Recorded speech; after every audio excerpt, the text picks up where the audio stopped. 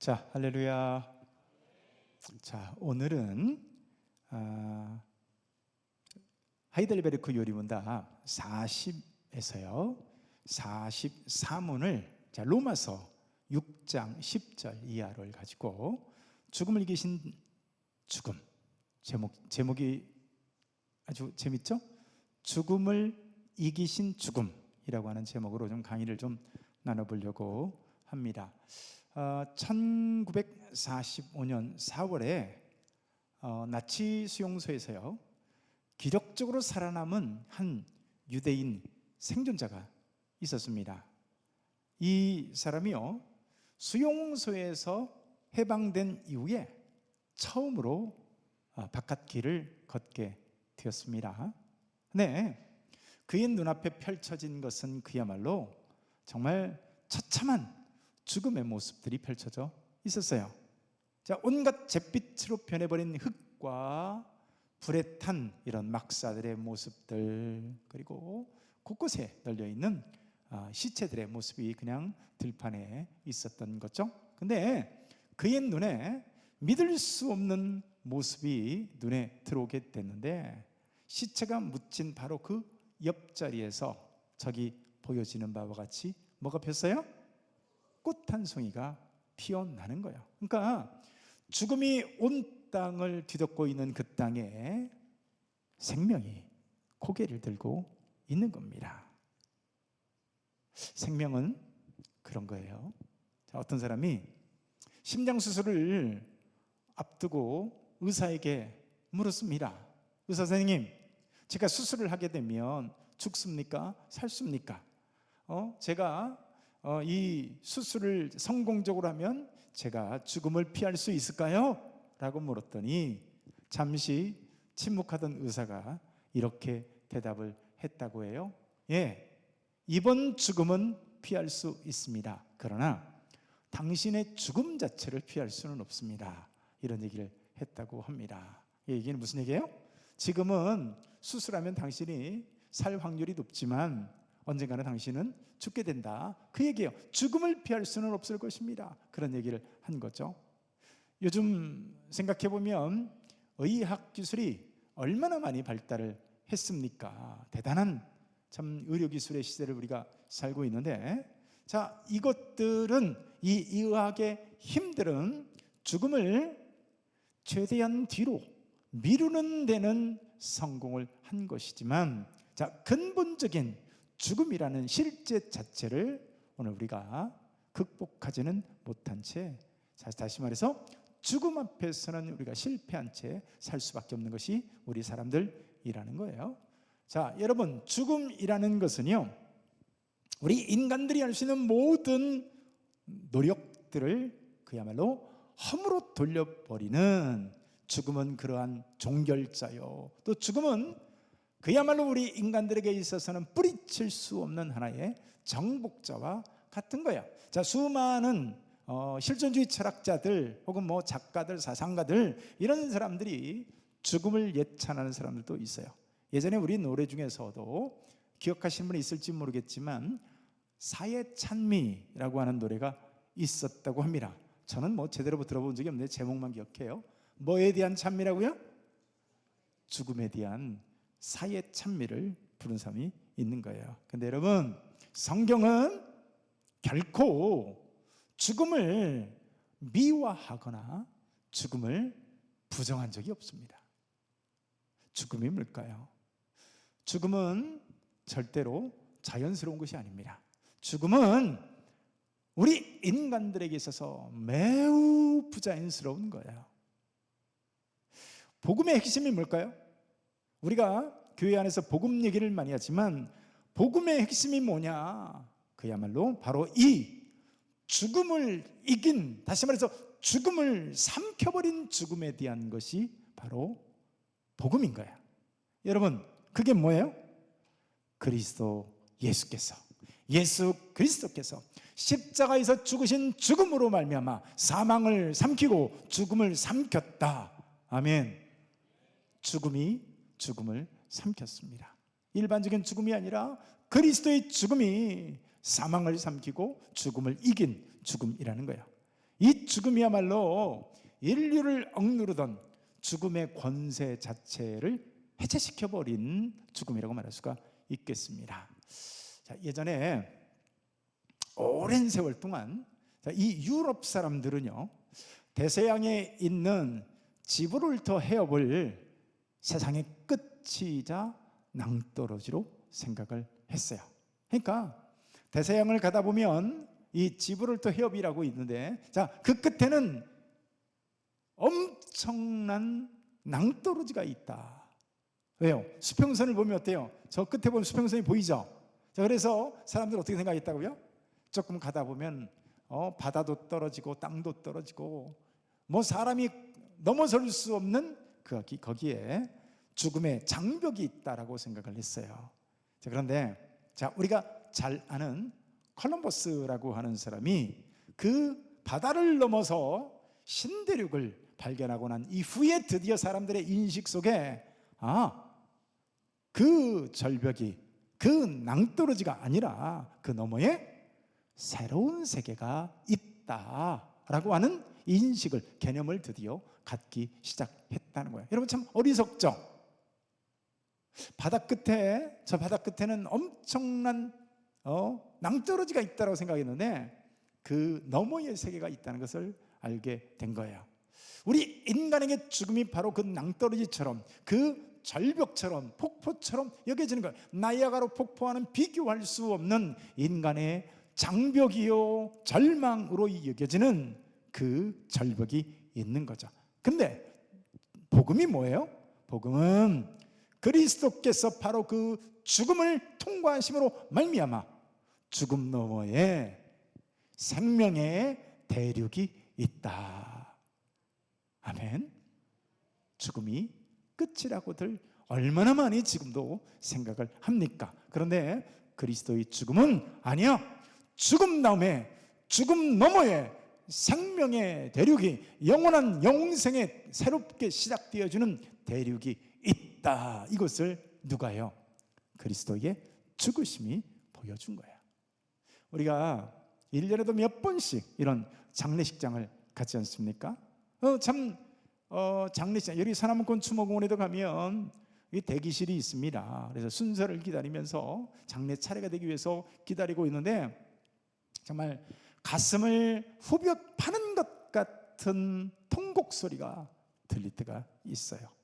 제가 볼 때 제 어렸을 때 들었던 통곡 소리보다는 덜한데 가끔 가다가 정말 가슴을 후벼 파는 듯한 절망적인 눈물을 통곡하는 사람들이 있는데 목사로서 참 안타까움을 느낍니다. 근데 도와줄 수 있을까요? 어떻게 해줄 수가 없어요.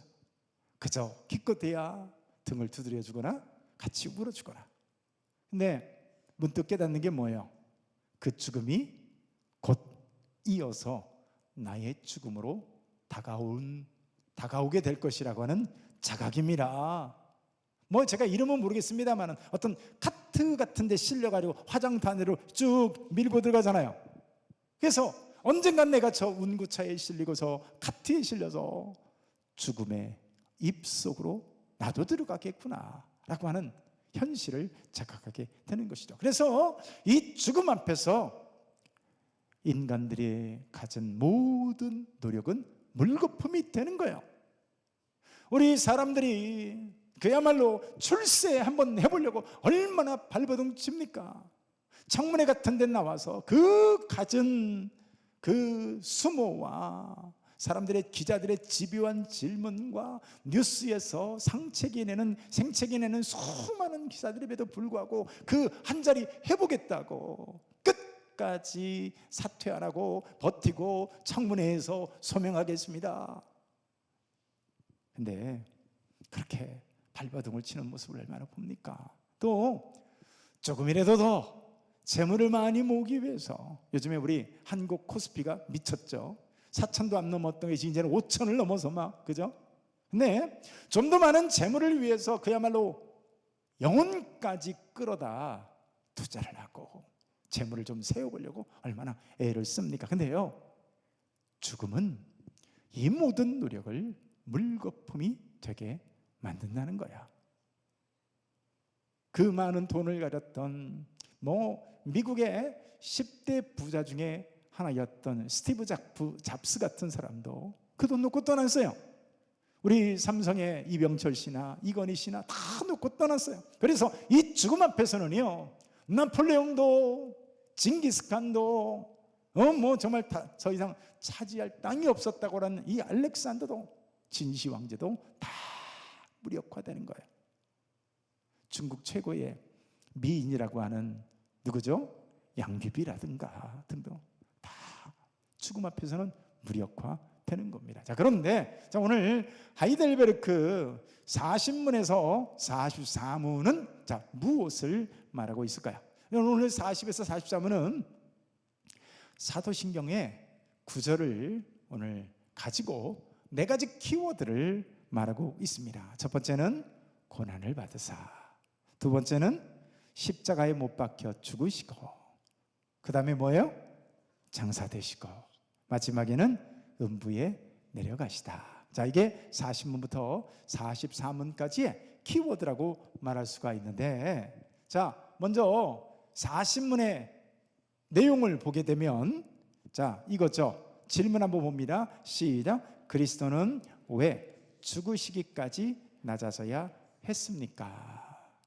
자, 이유가 뭘까요? 자, 답변 읽어봅니다. 시작. 하나님의 공의와 진리 때문에 우리의 죄값은 하나님의 아들의 죽음 외에는 달리 치를 길이 없습니다. 그런 생각 해보신 적 있나요? 왜? 하나님의 아들이라는 분이, 성자 예수님이란 분이, 아니 성자 하나님 되신 그분이 왜 죽으시기까지 꼭 해야만 했을까? 이유가 뭘까요? 첫 번째는요, 3가지 이유가 있는데, 첫 번째는 하나님의 공의 때문에, 하나님의 공의 때문에 하나님의 아들 예수 그리스도께서 십자가에 달려 죽으실 수밖에 없었다는 거예요. 죄라고 하는 것은요, 하나님의 공의에 정면으로 거스르는 거예요. 하나님의 인격과 속성이 있습니다. 자, 여러분들은 인격이 있습니까? 없습니까? 인격이 없으면 바위덩어리하고 똑같은 존재죠. 자, 여러분들에게는 인격이 있는 줄 믿습니다. 그렇다면 하나님에게는 인격이 있을까요? 없을까요? 그분의 인격적 속성이 있는데요, 그건 뭐예요? 죄라고 하는 것은 하나님 입장에서는 그분의 인격과 속성상 반드시 죄를 해결해야만 합니다. 그래서 하나님의 공의 때문에 이 죄를 해결할 수밖에 없고, 그 죄에는 무한한 진노와 무한한 형벌이 따를 수밖에 없대요. 왜?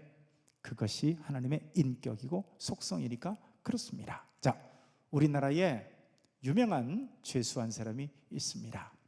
정말 모든 사람이 분노했고, 그 사람이 출소한다는 소식이 들썩거리자, 그리고 안산 어딘가에 그분이 정착해서 산다는 일 있고, 동네 사람들이, 그 동에 있는 사람들이 피켓 들고 시위하고 난리가 났어요.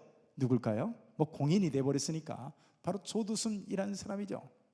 성범죄를 저지른 조두순이라고 하는 사람인데, 8살짜리 여자아이를 이 성범죄를 저질렀는데 일평생, 그야말로 장기 손상을 가져오고 평생 치료를 받으면서 살아야 하는 이런 사람이 되게 했어요. 아니, 8살짜리가 무슨 죄가 있다고. 그 악한 사람의 그 죄 때문에 평생을 제대로 된 인간적인 삶을 살지 못하고, 트라우마에 의해서 일상생활은 불가능하고, 평생 학업도 제대로 못하고, 평생 정상인으로 살 수 없는 지옥 같은 삶을 살아야 하냐고요. 그래서 가족과 당사자들에게 그야말로 씻을 수 없는 정신적 상처를 줬어요. 평생의 상처를 주는 거죠. 자, 그렇다면 보세요. 정상적인 인격을 가진 사람이라면 분노해야 할까요? 안 할까요? 정상적인 대한민국의 사고를 가진 사람이라면 이 죄 앞에 분노하는 것이 마땅합니다.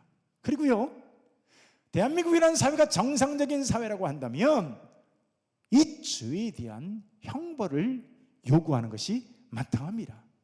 근데 제가 알기로 고작 15년인가 받고 나왔어요.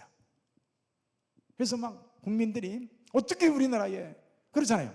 한평생의 일생의 삶 자체를 송두리 짜서 가고, 한 사람뿐만 아니라 그 온 가족뿐만 아니라 이런 평생에 씻을 수 없는 상처를 준 사람이 고작 15년 살다 나오냐 이거죠. 네, 자, 이런 거를 인격이라고 하는 거예요. 하나님의 공의에 있어서 비춰보면 죄는 그 정도가 아닙니다. 자, 여기에는요, 자, 우리 사람들은 너도 죄인 나도 죄인 그러니까 뭐 15년 20년 혹은 뭐 무기징역 정도면 고개를 끄덕일지 모르지만, 하나님 앞에서의 이 죄라고 하는 것은요, 그야말로 무한한 진노가 뒤따르는 거예요. 그분의 인격이 그렇고 그분의 속성이 그렇습니다. 그래서 하나님의 무한한 진노가 따르는데, 여기에는 유한한 저와 여러분들과 같은 피조물들은요, 절대로 대신해서 대가를 치를 수가 없습니다. 오직 하나님 대신 성자 하나님만이 하나님 아버지의 진노를 감당하실 수가 있는 거예요. 자, 그래서 우리가 앞에서 살펴봤죠. 왜 예수님은 반드시 성자 하나님이셔야 한다.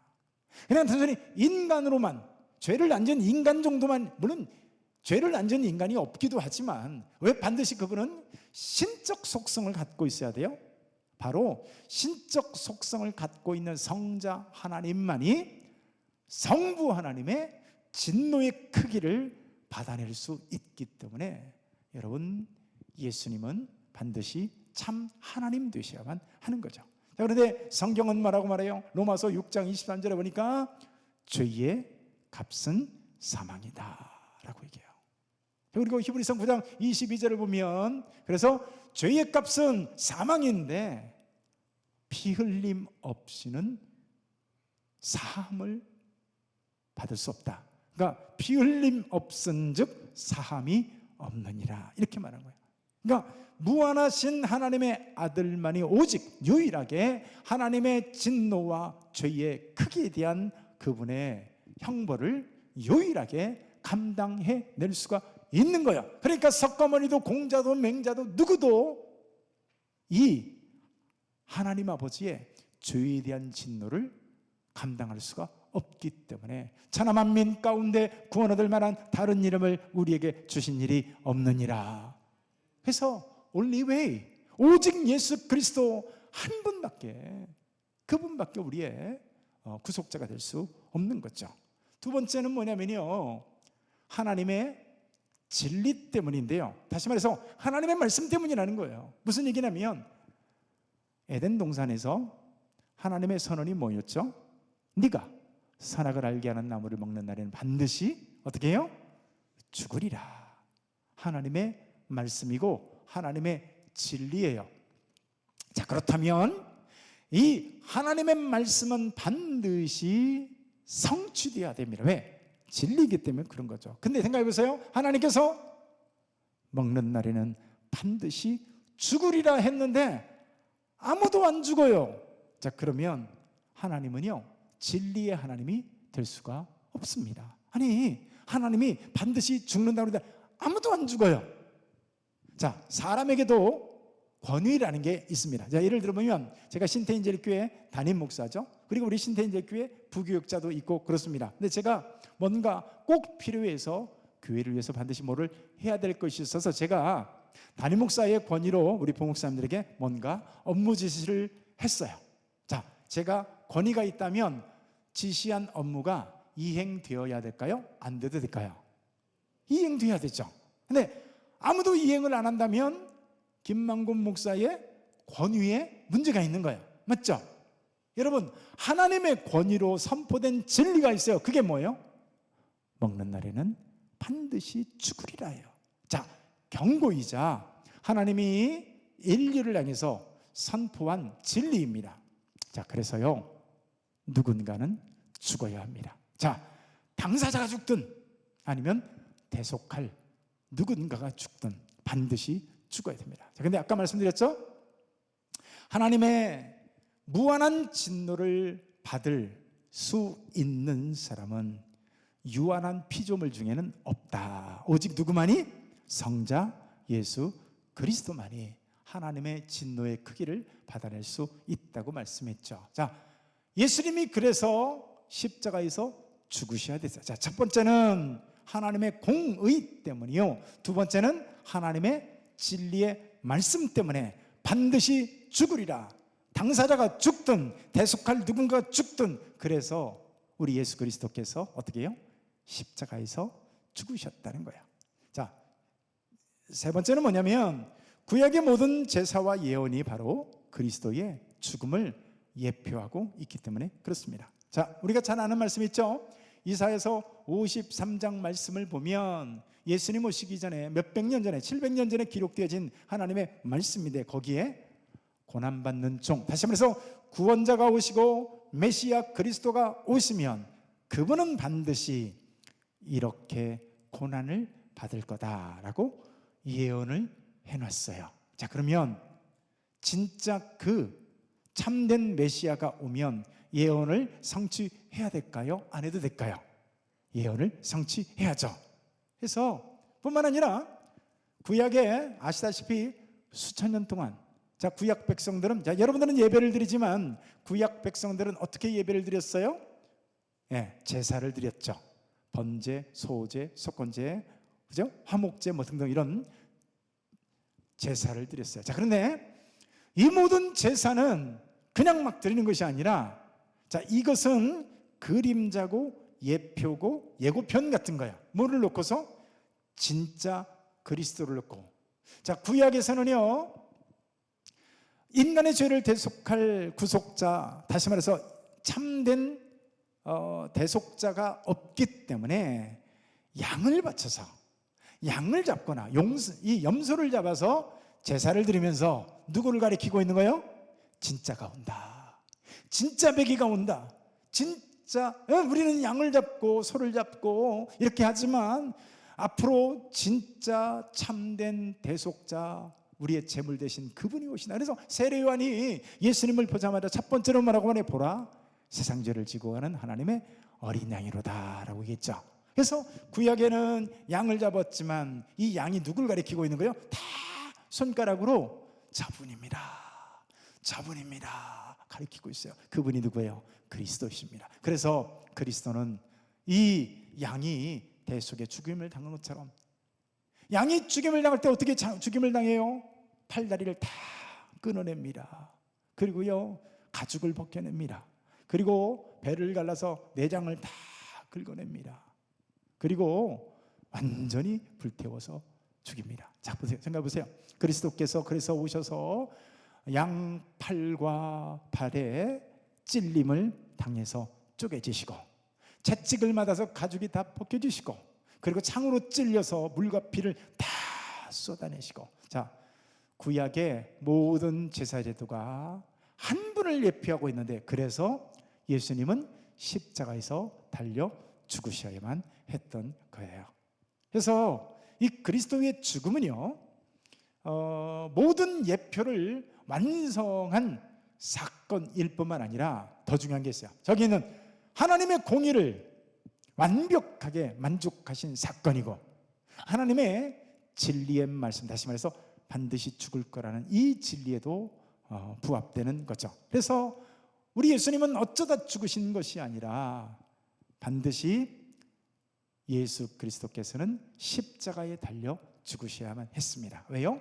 레위기에 나무에 달린 자마다 저주받은 자니라 했기 때문에 예수님은 저주받아서 율법이라는 저주에, 죄라고 하는 저주에 걸려서 죽을 수밖에 없는 우리를 대신하기 위해서 예수님은 반드시 나무에 달리셔야 됐고 구약에 있는 양들과 같이 염소들 이런 제사제도와 같이 예수님 그 모습으로 십자가에 달려 죽으셔야 했던 거예요. 그래서 예수님께서 성경의 선언은 뭐냐면 사망의 순간에 자, 저와 여러분들의 사망 선고서가 십자가에 못 박혀 폐기되었음을 선언합니다. 예수님이 십자가에 달려 죽으실 때요 저와 여러분들의 사망이 폐기되었음을 선언하게 된 줄로 믿습니다. 자, 그래서 41번은 우리에게 이렇게 묻습니다. 그리스도는 그렇다면 왜 장사되었는가? 아니야, 그냥 죽으면 끝나는 거 아니겠어요? 예수님은 어떻게 돼요? 장사되셨죠. 이게 여러분들의 신앙 고백에 장사되었다라는 얘기가 나와야 안 나와요? 나옵니다. 자, 답변이 뭐예요? 시작. 그리스도께서 참으로 죽으셨음을 증거하는 것이다. 자, 보세요. 성경은 예수님의 죽음을요 절대로 상징으로 말하지 않습니다. 자, 먼저 읽습니다. 3절 4절 시작. 내가 받은 것을 먼저 너에게 전하였노니 이는 성경대로 그리스도께서 우리 죄를 위하여 죽으시고 장사 지낸 바 되셨다가 성경대로 사흘 만에 다시 살아나사. 아멘. 자, 이단 중에 예수님 시대 때 이단이 있었거든요. 이단 중에 가현설이라고 하는 이단이 있었습니다. 가현설. 쉽게 얘기해서 예수님이 사신 것도 환상이고, 특별히 예수님이 십자가에 달려 죽으신 거, 실제로 십자가에 달려 죽으신 게 아니라 어떻게 창조자가 피조자의 몸을 입고 오냐, 이거 말도 안 되는 소리다. 그러니까 그냥 환영으로 오셨다. 십자가에 달려 죽은 것이 아니라 환영을 받다. 사람들이 이렇게 얘기를 해요. 과연 그럴까요? 그래서 이단이 되었습니다. 네, 성경에 보면 예수님이 어디에 묻히셔요? 아리마대 요셉의 무덤에 환영으로 묻힙니까? 실제로 묻힙니까? 어떻게 환상이 묻힐 수가 있겠어요? 맞죠? 그러니까 장사되셨다는 것이 뭐를 보여주냐면 실제로 죽으셨다, 육체로 죽으셨다, 환상이 아니다, 이걸 보여주는 거야. 여러분, 환영을 묻을 수는 없는 거 아니겠어요? 그래서 실제로 무덤에 묻히셨다는 것은 예수님께서 명백히 죽으셨다, 이걸 보여준 거예요. 그래서 특별히 성경을 보면 사흘 만에 살아나서 이렇게 돼 있잖아요. 왜 사흘일까요? 그렇죠? 아니, 한 6시간 만에 부활하시면 안 되나요? 왜 사흘일까요? 사람들 생각에 한두 시간 만에 살아나면 예수님이 잠깐 기절했다가 깨어나셨나 보다, 이럴 수 있죠. 그래서 사흘이라는 시간을 우리 예수님은 무덤에 계셨습니다. 자, 그런데 사흘 만에는 잠시 있다가 깨어날 수 있을까요? 불가능한 거예요. 뇌가 그렇게 안 되는 거예요. 우리 뇌라고 하는 것은 30분만 산소 공급을 제대로 받지 않으면 치명적인 결과를 가져요. 뇌가 그냥 돌처럼 딱딱하게 굳어져가지고 정말, 그래, 여러분, 사흘 만에 부활했다라고 하는 것은 절대로 인간적인 죽음으로는 되살아날 수 없다, 그 얘기라고 있는 거야. 자, 제 42문은 더 날카로운 질문을 던지는데, 자, 그리스도께서 우리를 위해서 죽으셨는데, 자, 그렇다면 우리는 또 왜 또 죽어야 되냐? 아니, 예수님이 죽으셨다며요. 뭔가 이상하지 않나요? 아니, 그리스도께서 우리의 죄를 대신해서 예수님이 죽으셨다면 우리는 안 죽어도 되는 거 아닐까요? 근데 한 가지 우리가 기억해야 될 것은 뭐냐면, 우리 믿는 성도들에게 있어서 죽음은 저 안 믿는 사람들과는 달리 더 이상 형벌이 아닙니다. 죽음은 죄에서 완전히 해방되는 문이고, 그야말로 영생으로 들어가는 통로인 거야. 기부들이 별로 안 주신가 보다. 영생으로 들어가는 통로입니다. 그래서 우리의 죽음은 뭐냐면 죄를 그치고, 할렐루야, 죄를 그치고 영생으로 들어가는 것을 의미합니다. 그래서 신자의 죽음은 죄를 죽이는 통로예요. 죽음을 통해서 더 이상 죄가 살아서 왕노릇하지 못하게 하는 것입니다. 그 지긋지긋한 죄가 언제 끊어져요? 우리의 죽음과 함께 끊어집니다. 우리가 이미와 아직이라는 already but not yet 이라고 하는 아주 중요한 신학적 이 용어가 있는데요, 이미 그리스도께서 우리를 위해 죽으심으로 말미암아 저와 여러분들은 이미 하나님의 백성입니다. 이미 천국을 살고 있습니다. 이미 영생의 자녀입니다. 그러나 but not yet이에요. 무슨 얘기가요? 아직 아니에요. 여러분들은 천국을 살고 있습니다. 분명한 사실인데, 그러나 아직 아닌 거 명백하죠? 여러분들이 진짜 천국에 살고 있다면 그렇게 살겠어요?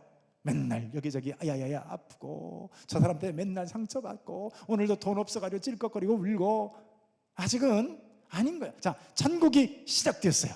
천국에서 살고 있습니다. 그러나 아직 아닌 거예요. 우리의 의도 마찬가지입니다. 그리스도께서 분명히 우리를 위하여서 죽으셨어요. 저와 여러분들이 의롭다함을 받은 줄로 믿습니다. 구원 얻게 될 줄로 믿습니다. 이미 의가 완성되었습니다. 그러나 아직 아닌 거예요. 네, 이 의가 언제 완성될까요? 저와 여러분들이 죽는 그 순간에 칭의뿐만 아니라 성화되어지고 영화를 이루게 됩니다. 언제요? 이 지긋지긋한 죄라고 하는 것이 언제 끊어져요? 저와 여러분들의 죽음을 통해서 끊어지게 되고, 저와 여러분들은 영생의 통로로 들어가게 됩니다. 자, 예수님께서 죽으심으로 말미암아 무덤에 묻히시게 되는데, 자, 생각해 보세요.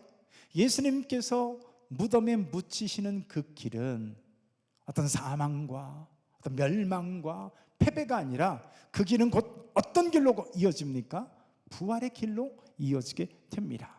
그래서 저와 여러분들도요, 그리스도와 함께 죽고 그리스도와 함께 사느니라. 예수와 함께 죽을 뿐만 아니라 그것으로 끝난다면 저와 여러분들은 절망이죠. 그러나 그리스도께서 부활하신 것처럼 저와 여러분들도 부활하게 될 줄로 믿습니다. 그래서 우리도 죽는 거예요. 왜? 영생의 통로이거든요. 자, 태아가 출산하는 과정, 자, 힘들죠. 근데 태아가 출산하는 과정이 힘들지만 이게 죽는 길일까요? 사는 길일까요? 제대로 된 삶을 사는 길입니다. 이 출산의 고통과 출산되어 줄 때 애도 되게 힘들어요. 저희 아들은 낳아놓고 보니까 머리에 이 손바닥만한 이 물혹이 2개가 생겼어요. 만져보면 볼록볼록 들어가는 물혹이 2개가 이렇게 생겼어요. 아니 무슨 뿔도 아니고 이렇게 2개가 머리에 나 있어요. 그 아이가 너무 걱정돼가지고 의사가 오니까 제가 물어봤어요. 의사 선생님, 이 도대체 얘는 왜 머리에 물혹이 이렇게 2개나 났나요? 그랬더니 만져보더니 의사가 괜찮겠다, 꼭 이런 투로 괜찮겠다 그러는 거예요. 그래서 물어봤어요. 아니 왜 이게 생겼나요? 그랬더니 의사가 그런 얘기 하더라고요. 날 때 애가 힘들면, 애가 힘들고 고생하면 이런 게 생길 수 있대요. 그러니까 엄마만 힘든 게 아니라 누구도, 얘도 힘들었던 거야, 예준이도. 그러니까 날 때 요만한 거 2개 달고 내려왔어요. 근데 그게 사는 길이에요? 죽는 길이에요? 이 출산의 길은 사는 길이에요.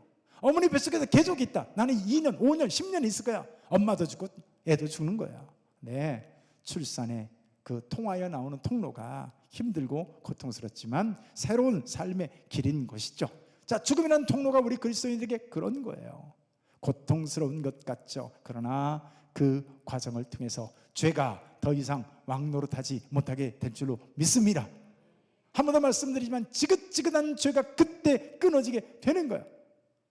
그러니까 왜 그렇게 신실한 신자들도 참 피하고 싶고 고통스러워 보이는 죽음을 맞이할까, 그런 생각들을 하게 되지만 뭔가 좀 되게 불합리한 것 같고, 아니 예수님이 나를 위해서 죽으셨다며요.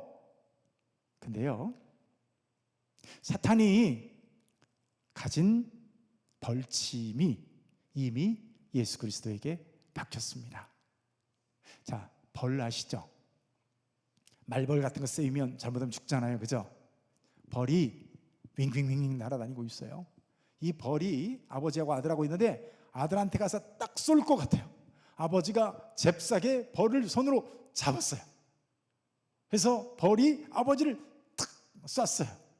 아버지는 고통스럽겠죠. 자, 그러면 이걸 놨어요. 쏘는 순간에 아프리가 놨어요. 이 벌이 여전히 윙윙거리고 날아다니고 있어요. 자, 그러면 이 벌은 아들에게 더 이상 위협이 될까요, 안 될까요? 침이 누구에게 박혔어요? 아버지에게 박혔잖아요. 더 이상 아들에게 쏠 침이 있어요, 없어요? 없습니다. 마찬가지예요. 죄가 살아서 왕노릇하고 사탄이 정말 왕노릇하는 벌침을 가지고 사망이라는 독침을 가지고 우리를 쏘아서 영원히 지옥에 사망에 보내야 되는데 그만 누구를 쏘고 말았어요? 예수 그리스도를 쏘고 말았습니다. 그래서 사탄에게는 더 이상 침이 있다 없다? 여러분들에게 지옥으로 보낼 침이 있다 없다? 없다는 거예요. 없습니다. 더 이상 치명적인 해를 입히지 못하고 그저 우리 머리 위에서 윙윙윙 날아다닐 뿐입니다. 믿으시길 축복합니다. 믿으시길 축복합니다. 43번입니다. 그 질문이 뭡니까? 그리스도의 십자가 죽음으로 우리가 받는 유익이 뭐냐? 이걸 묻고 있는데, 자, 우리 답변 한번 읽습니다. 시작. 그의 능력으로 우리의 옛사람이 그와 함께 십자가에 못 박혀 죽고 장사되어 육신의 약한 욕심이 더 이상 우리를 지배하지 못하며 오히려 우리 자신을 감사의 제물로 그에게 드리게 됩니다. 자, 무슨 얘기냐면, 자, 세례 받을 때, 자, 장로교에서는 어떻게 하죠? 여러분, 제가 세례 주는 거 봤죠? 그죠?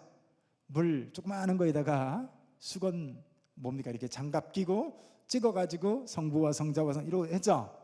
그래서 저는 이거보다 솔직히 얘기해서 저 침례가 훨씬 더 좀 성경이 말하는 것에 좀 가깝지 않나 싶어요. 상관없어. 어차피 기념이기 때문에, 예식이기 때문에 그냥 물을 묻혀서 해도 되는데 저는 저런 식으로 받았어요.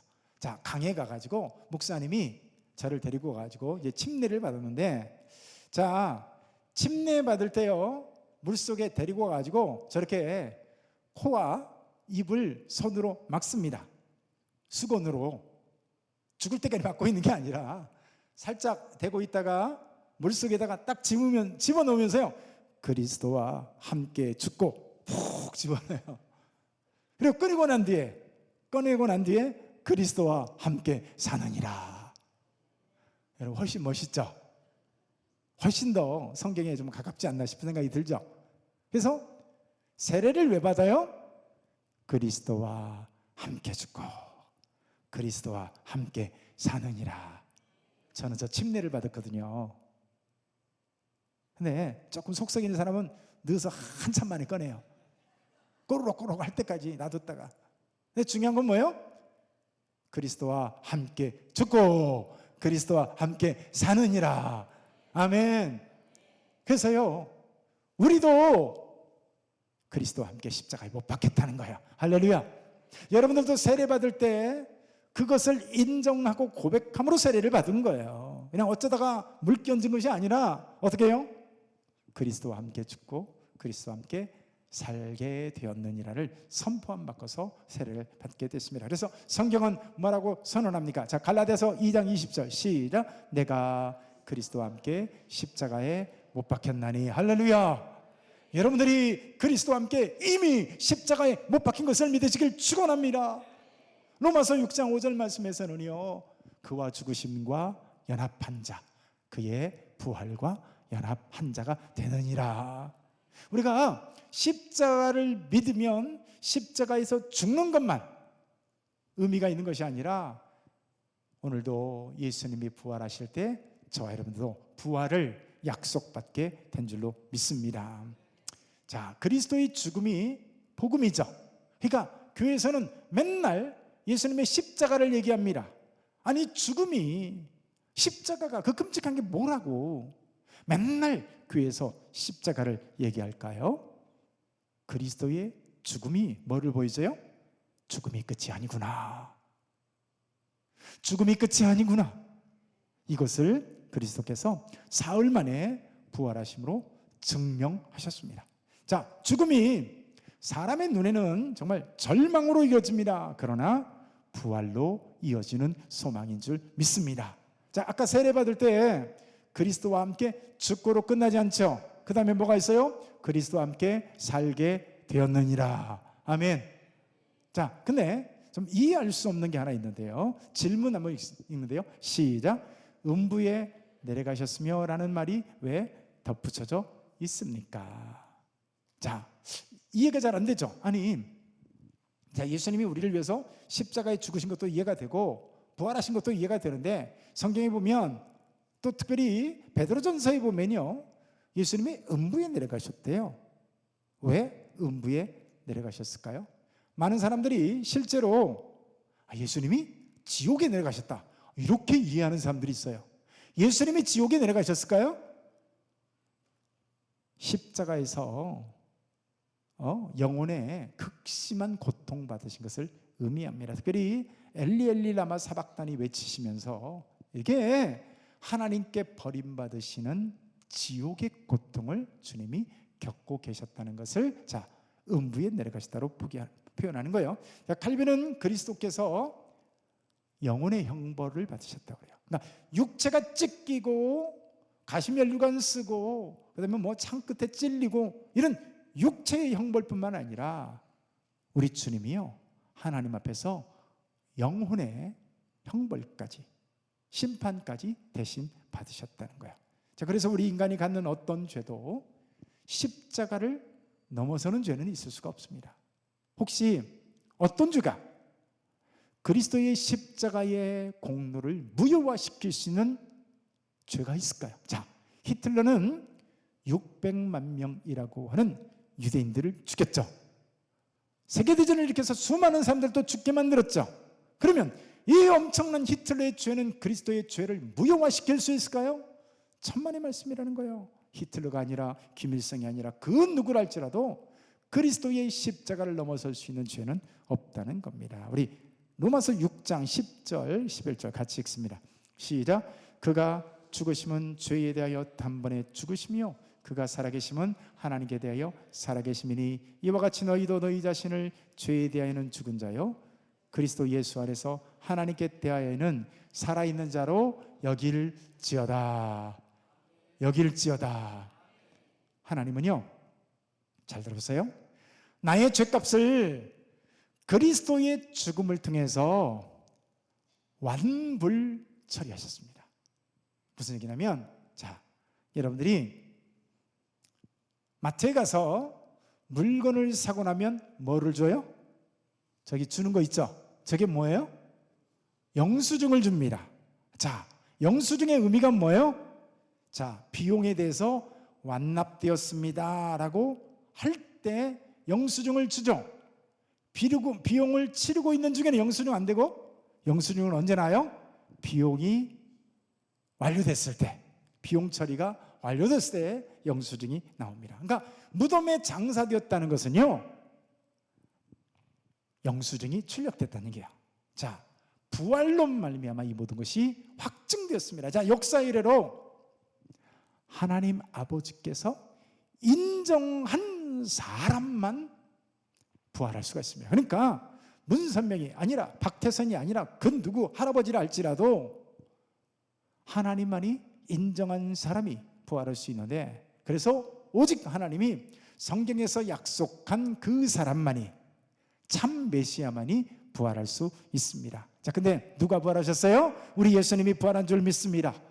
예수님이 부활했다는 것은 우리의 모든 죄의 비용 처리가 마침표 되었음을 의미합니다. 할렐루야.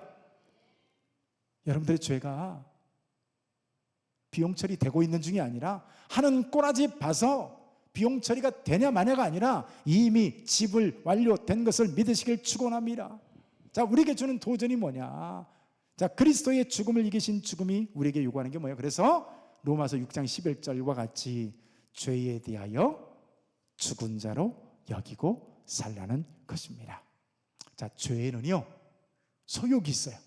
죄는 욕구, 강력한 요청이 있는데, 우리가 자존심이 살아있어요. 그러니까 누군가 뭐라고 하면 막 미워합니다. 그런데 나는 그리스도의 십자가 아래서 죽었노라 선언을 하잖아요. 그러면 죄가 나에게서 살아서 왕노릇할 수가 없습니다. 왜냐하면 죽은 사람이 무슨 자존심이 있겠어요? 왜 죄를 못 이길까요? 죄가 주는 욕구와 소욕이 있거든요. 죄는 달콤합니다. 죄는 짜릿합니다. 그런데 로마서 6장 11절에서 어떻게 얘기하고요? 죄에 대해서는 죽은 자로 여기고 살라고 말합니다. 죽은 사람이 달콤함이 어디 있고 죽은 사람이 짜릿함이 어디 있겠어요? 로마서 6장 2절에 그럴 수 없느니라 죄에 대하여 죽은 우리가 어찌 그 가운데 더 살리요. 반면에 하나님께 그러니까 죄에 대해서는 죽은 자로, 반대로 하나님께 대하여는 살아있는 자로 사는 겁니다. 자, 하나님 앞에서 산 자로서 생명을 소유한 자로서 살아간 것입니다. 이 말이 무슨 말이냐면 이제 마지막으로요, 성도들에게 그래서 직장은 단순히 생계수단이 아닌 거예요. 하나님께 대하여 우리가 살아있는 자로 산다는 것은, 자, 우리가 일터로, 가정으로, 또 우리가 속한 모든 공동체로 나가서 이제 하나님의 살아있는 자로서 사명자로 살아가는 겁니다. 자, 그런 삶은 되게 힘들어요. 그러나 힘들어도 때로는 고난이 있고 어려움이 닥쳐 이것은 무가치한 것이 아니라 반드시 승리로 이어지는 것입니다. 그리스도 안에서 오늘 우리가 승리하는 것은 절대로 부도날 염려가 없습니다. 믿으시길 축복합니다. 세상에서는 노력해도 부도나는 게 있어요. 근데 그리스도 안에서는 때로는 고난이 닥쳐오고 때로는 시련과 어려움이 있다 할지라도 이것은 절대로 부도가 없습니다. 비행기를 타고 가는 비행기 조종자들에게 한 가지 주어지는 명심해야 할 지침이 있다고 합니다. 자, 비행기를 조종하다 보면 극심한 어지러움이 유발될 때가 있대요. 자, 그때는 판단력이 흐려져서 이제 어떻게 해야 될지 모를 때 지침이 뭔지 아세요? 절대 내 자신의 감각을 믿지 말고 뭐를 믿어라? 계기판의 수치를 믿으라는 거예요. 계기판의 수치를 믿으라. 자, 우리가 영적 전투를 하다 보면 때로는 우리 감정이 어때요? 하나님 앞에서 패배하는 것 같고 이렇게 하면 죽는 것 같고 때로는 손해날 것 같고 아무 쓸데없이 오늘도 나만 손해보는 것 같은 이런 감각에 의존하지 말고 계기판을 믿으라는 거예요. 그 계기판이 뭘까요? 하나님의 말씀입니다. 하나님의 선포입니다. 너의 모든 죄가 집을 완료되었느니라. 이 주님이 말씀을 통해서 우리에게 주시는 이 계기판을 믿으라는 겁니다. 자, 우리가 겪는 시련은 우리가 하나님 우리를 버리셨음을 의미하는 것이 아니라 오늘 오직 믿는 자에게 하나님께서 정금과 같이 되시기 위해서 주시는 시련일 뿐입니다. 자, 그래서 우리 신자들에게는요, 죽음은 영광스러운 천국 입성식임을 믿으시길 축복합니다. 네, 기도합니다. 하나님 아버지 감사합니다.